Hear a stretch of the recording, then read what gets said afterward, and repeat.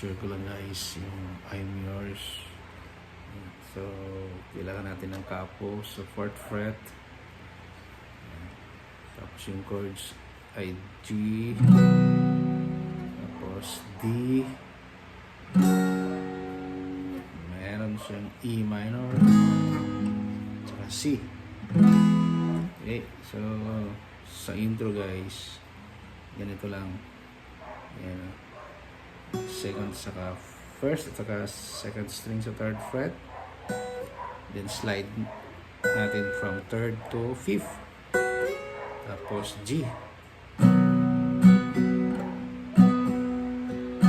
So ang strumming ay down, down, up, up, down, up, up, down, up, down, tapos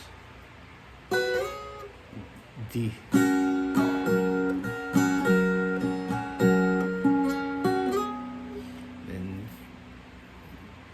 Yung slide naman natin sa second string, tapos E minor, C. Yan. Will you done the but I felt it. I tried to reach you, but you're so hard, but I'm not. Feel like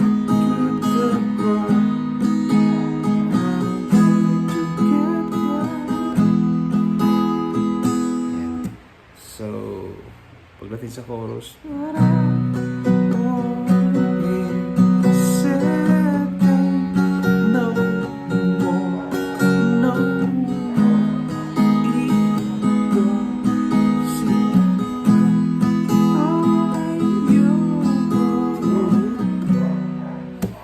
so ganyan lang guys.